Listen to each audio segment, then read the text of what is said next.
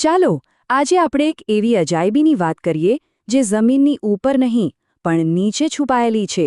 હા, આપણે વાત કરી રહ્યા છીએ ગુજરાતના ગૌરવ પાટણની રાણી કી વાવ વિશે. એક એવો સ્થાપત્ય જે લગભગ 900 વર્ષ જૂનું છે. એક મિનિટ માટે વિચારો, જો કોઈ ભવ્ય મહેલ જમીનની ઉપર નહીં પણ ઊંડે 7 માળ નીચે બનાવવામાં આવે તો? કંઈક આવું જ છે રાણી કી વાવનું રહસ્ય, એક ઊંધી અદ્ભુત રચના. અને જુઓ, આ કોઈ નાની સૂની વાત નથી. આ વાવ એટલી ખાસ છે કે 2014માં યુનેસ્કોએ પણ એને વર્લ્ડ હેરિટેજ સાઇટ તરીકે જાહેર કરી છે. આખી દુનિયા માટે આ એક ધરોહર છે. તો ચાલો આ દટાયેલા ખજાનાની કહાણી જાણીએ. એક એવી કહાણી કે આ સ્થાપત્યનું રત્ન કઈ રીતે સદીઓ સુધી ગાયબ રહ્યું અને પછી અચાનક ફરીથી દુનિયાની સામે આવ્યું. જુઓ, આ વાવની સફર પણ કોઈ ફિલ્મી વાર્તાથી ઓછી નથી. 11મી સદીમાં સોલંકી વંશે એને બનાવી, પણ પછી શું થયું? સરસ્વતી નદીમાં ભયંકર પૂર આવ્યો અને આખી વાવ સદીઓ સુધી માટી અને કાપ નીચે દટાઈ ગઈ. પણ કદાચ આ જ સારું થયું, કારણ કે એ માટીએ જ એના શિલ્પોને એવી રીતે સાચવી રાખ્યા કે જાણે આજે જ બન્યા હોય.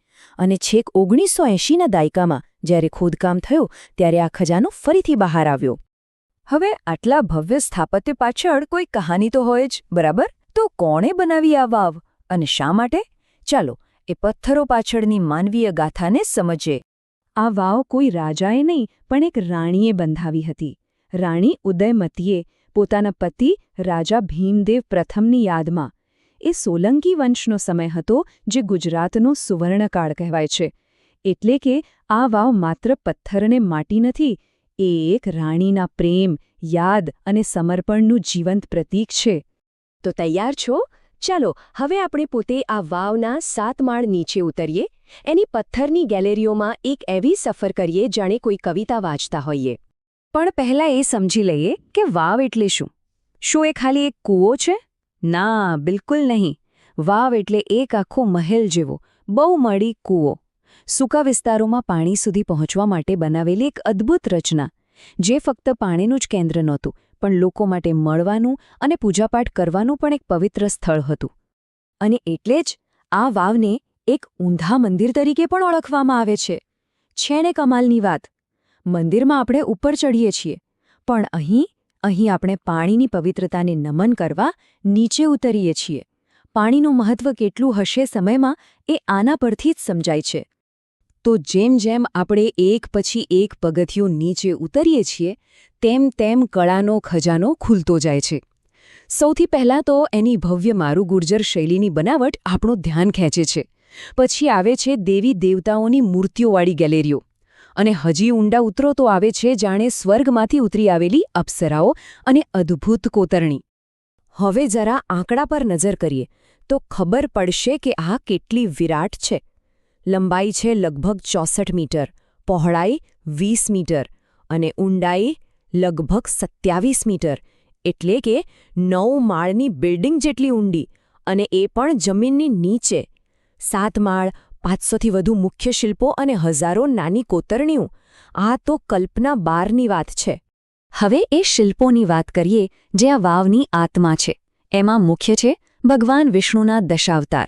વાવની દિવાલો પર મત્સ્ય અવતારથી લઈને કલ્કી અવતાર સુધીની આખી ગાથા પથ્થરમાં કંડારવામાં આવી છે. દરેક શિલ્પ એટલું જીવંત લાગે કે જાણે હમણાં બોલી ઉઠશે. પણ શિલ્પકળાનો સૌથી શ્રેષ્ઠ નમૂનો તો એકદમ નીચે, છેલ્લા માળે છે, જ્યાં પાણીની સપાટીને અડકે એવી રીતે શેષનાગ પર સૂતેલા ભગવાન વિષ્ણુની મૂર્તિ છે. શેષશાયે વિષ્ણુ. આ દૃશ્ય એટલું શાંત અને દિવ્ય છે કે બસ જોતા જ રહી જઈએ. પણ અહીં વાત ખાલી દેવી દેવતાઓની નથી. આ દિવાલો પર તો જાણે એ સમયનું જીવન ધબકે છે. 16 શણગાર સજી રહેલી અપ્સરાઓ, અરીસામાં પોતાનું મુખ નિહાળતી યુવતીઓ. દરેક શિલ્પમાં એટલી બારીકાઈ અને એવા હાવભાવ છે કે પથ્થર નહીં પણ જીવંત લાગે. કહેવાય છે કે આ વાવની દિવાલો પરની કોતરણી પાટણના પ્રખ્યાત પટોળા જેવી જ ઝીણવટભરી છે. અને જ્યારે આપણે એ ભૌમિતિક ડિઝાઇન જોઈએ ત્યારે આ વાત 100% સાચી લાગે છે. એ બતાવે છે કે એ સમયની કલાકારી, પછી એ કપડા પર હોય કે પથ્થર પર, કેટલી ઉચ્ચ કક્ષાની અને એકબીજા સાથે જોડાયેલી હતી. તો આટલી બધી કળા અને સુંદરતા, પણ શું આ વાવ ખાલી એક આર્ટ ગેલેરી હતી? ના. હવે વાત કરીએ એના પાછળના વિજ્ઞાન અને ઇજનેરી કમાલની. આને ખાલી કૂવો તો કહેવાય જ નહીં. આ તો એક મલ્ટીપર્પઝ સ્ટ્રક્ચર હતો. એક તરફ એ પાણીની પૂજા માટેનું પવિત્ર સ્થળ હતું. બીજી તરફ જમીનની નીચે હોવાને કારણે એ કુદરતી એર કન્ડિશનરનું કામ કરતો. ગરમીમાં ઠંડક આપતો. એ જમાનાની સૌથી આધુનિક વોટર મેનેજમેન્ટ સિસ્ટમ હતી. અને સૌથી રસપ્રદ, એ રાજવી પરિવાર માટે એક ગુપ્ત ભાગી જવાનો રસ્તો પણ હતી. હા, તમે બરાબર સાંભળ્યું. એક ગુપ્ત સુરંગ.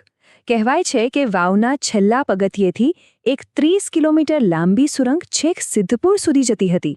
વિચારો, યુદ્ધ કે કોઈ આફતના સમયે રાજા માટે આ એક સિક્રેટ એસ્કેપ રૂટ હતો. શું પ્લાનિંગ હશે? તો આ હતી ભૂતકાળની વાત. પણ ચાલો હવે આ વાર્તાને આજના સમયમાં લાવીએ. સદીઓ સુધી દટાયા પછી આજે આ વારસાનું શું મહત્વ છે?